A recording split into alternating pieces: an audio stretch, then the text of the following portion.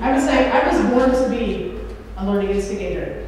And I chose that actually because Beyonce was taken and so was Shakira. So here's the thing, I'm gonna go with learning instigator. I'm trying to bring sexy back to learning. I actually love learning, and I think it's joyful and beautiful and frustrating and all of those things. But I need to give you a little context, because I think, as a history teacher, social scientist, context is important. So I was born on June 14th, 1968. That makes me over 18, 21, 25, but under 65. So how old am I? I asked my kids that. If you said 26, you're getting an A in my class. Thank you very much. Actually, I'm 46. That officially makes me a cougar. I totally embrace my 40s. Now I see some people that are at from the environmental charter school at my job, and now I'm probably fired. So, but a little context. So I'm an Army brat, and what that means is that every 3 or 4 years I moved constantly. From Germany to different parts of the United States, California, North Carolina, Colorado, and so I had to learn how to adapt to change. And so I just saw that as a constant of things that were happening. I decided to, when I was in Germany, when I went to high school there, back then it was West Germany, so just to give you a context of how old I am. I applied to all schools in the temperate and tropical zone. That's not actually necessarily the best way to pick a university, but the weather's going to be awesome. So I went to UCLA. I've been out of the country so long that I missed this. I remember when I first got there and people said, "Oh, you're African American." I was like, "How did you know? My mom's African and my dad's American." So yes, just context is important. My mom is actually Ethiopian, but how did they know? So I went from UCLA to USC, gently and quietly transferred there and didn't tell anybody, since they are arch rivals, to study international relations because I was going to be a Cold War warrior. It's in the 80s, it's like in the midst, we have to bring down the Russians. No disrespect to my Russian brothers and sisters, but it was the 80s. So here's the thing though, I also thought I'd be a diplomat. And I just would serve the United States. But then the Cold War ended, and I had to go to Plan C of the life plan. We'll come back to this image again. So oftentimes we tell the story of life and how things happen as if they're this trajectory. Really, at the end of our life, we explain this is how it all happened. But in actuality, brothers and sisters, this is how life really is, right? We go back and forth and we setbacks and ups and downs and all these things. And so that makes me think differently about learning. So confused, bewildered, not knowing what to do, I decided to move to Pittsburgh to seek enlightenment. Actually, came for that. And I said, well, what are we going to do? Because at that time they were going to be shutting down the State Department, and that was back in '92 when there was the change on Congress and shutting down things. And so I said, okay, well, I got to do something that's honorable and something that I can live with and that I believe in. So I got into teaching. And I started my career on the mean streets of the South Hills. You might also know that as Mount Lebanon. And that is where I was cultivating my teaching. And I said, okay, well, let's go to the place that they say teaching is the #1 place. So I go to Mount Lebanon. And I was there, and I taught U.S. history to 8th graders at Jefferson Middle School. I actually saw some little Jefferson love back then for the past 15 years.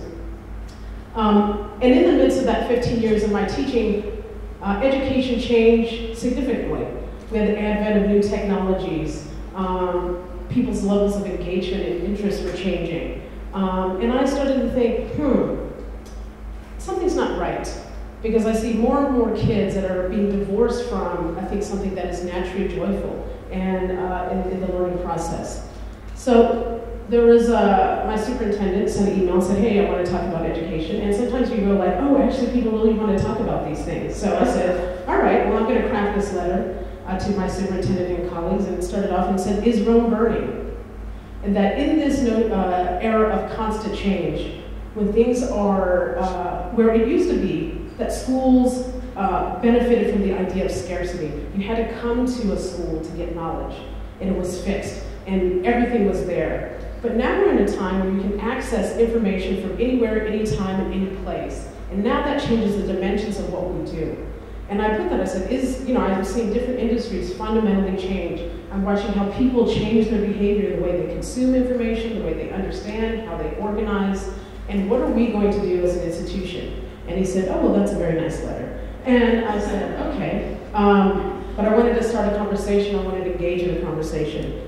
And I wasn't satisfied with that answer or with the state of being, because I thought, we have people, especially being in Mount Lebanon and knowing all the resources and access that were there, that I knew that there were people in our own city who didn't have those same access to resources. And could we now change the dynamics of learning in an environment where so many more resources were available?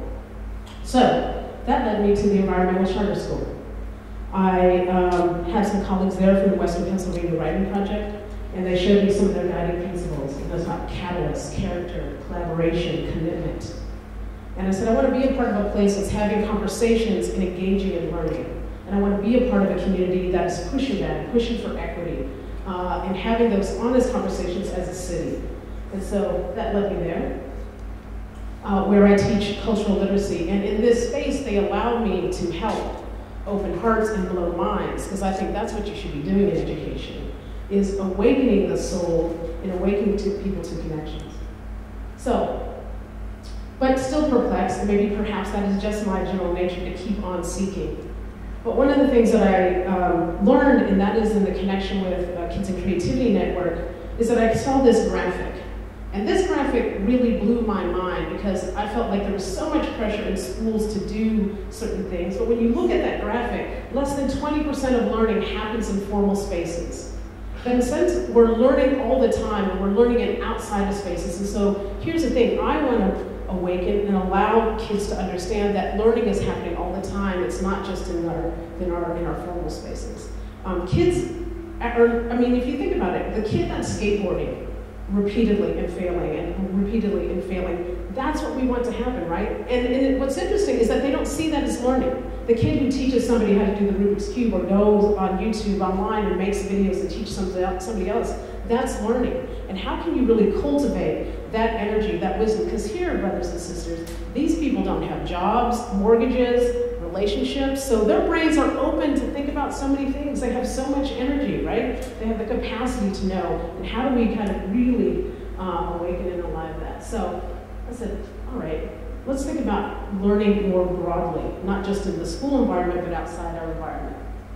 And I thought, let's come back again. There's all these changes in education, but let's get back to the point is, what is education for? And have we really answered that as a people?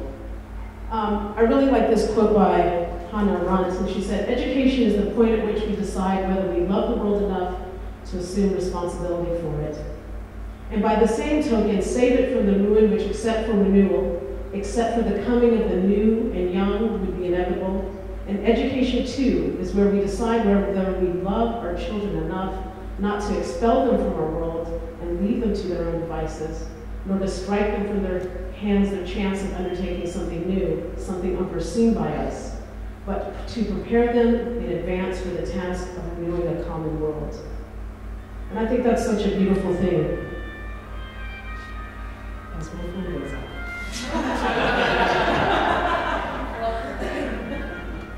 It's actually my colleague calling me. That's my school husband. I call him Jay-Z.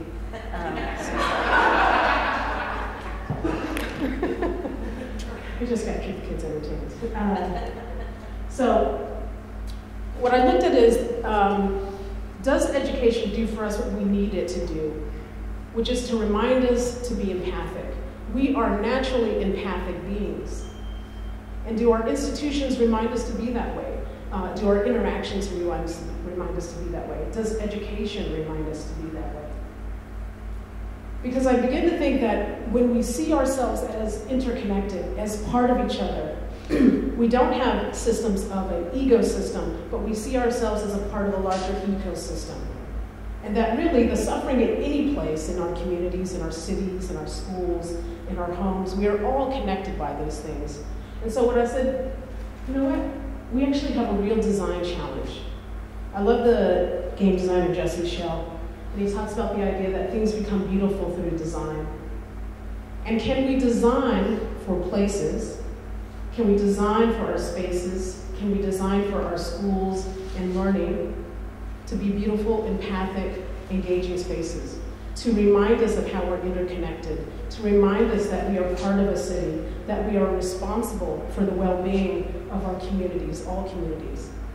You know, our first interaction with the environment is not the trees, and it's not the waterways, and it's not the air. Our first environment is what we build with each other.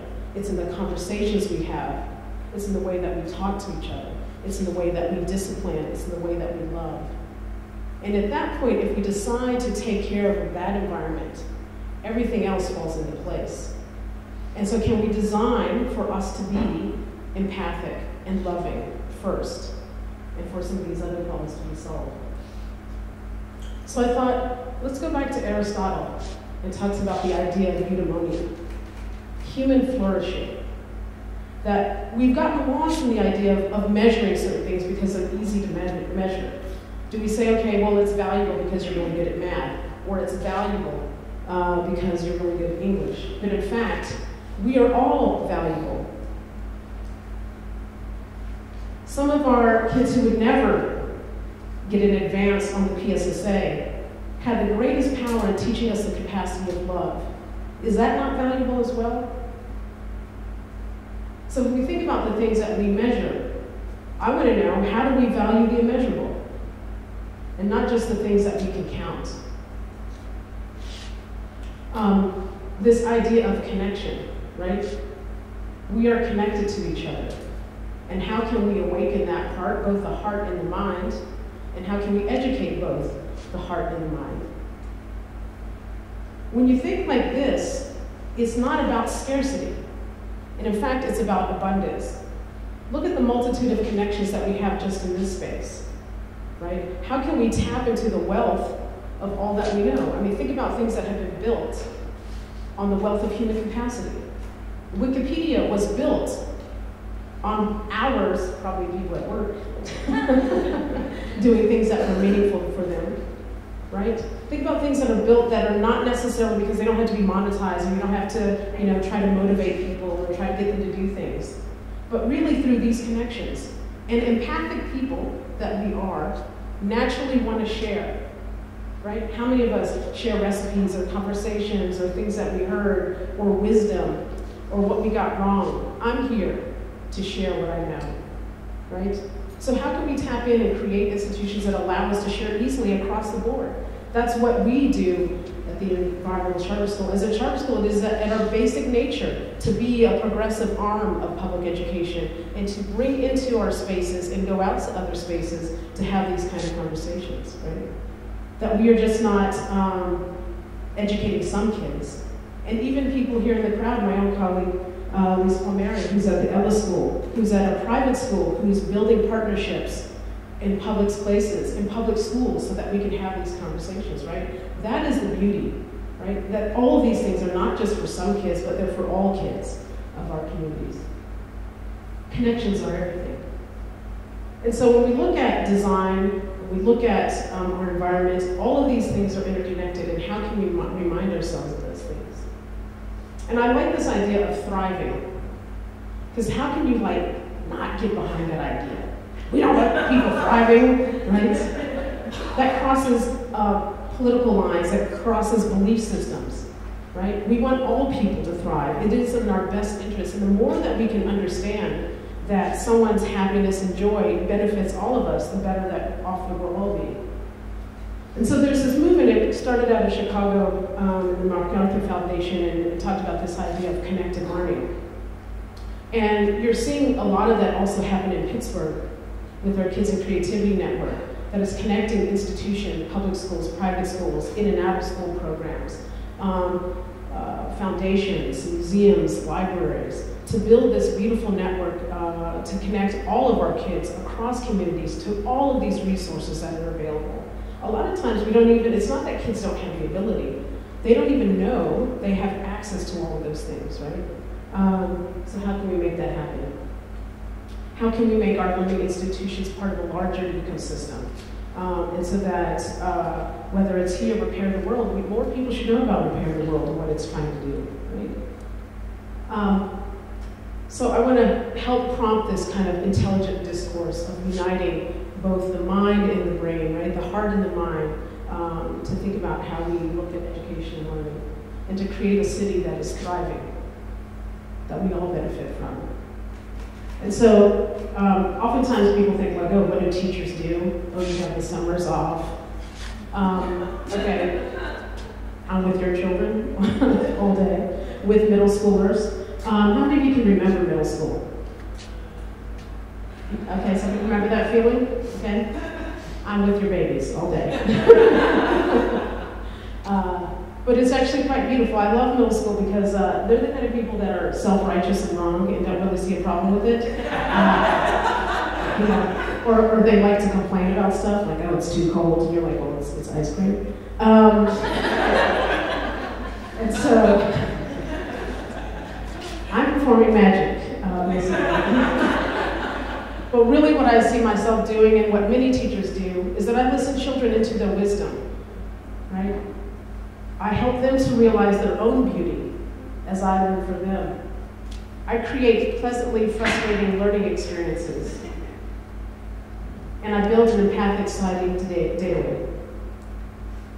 And so I hope today's conversation is an opportunity to teach us how to see our world differently, to see ourselves differently, to see our community differently, and to remember about connections and the power of connections, and designing institution and learning experiences for those kind of connections. And so when you go out into the world, remember that we can build places that are empathic, that are loving, that are caring, that are trusting, that are inspiring, that are transformative. And I thank you for your gift and your attention.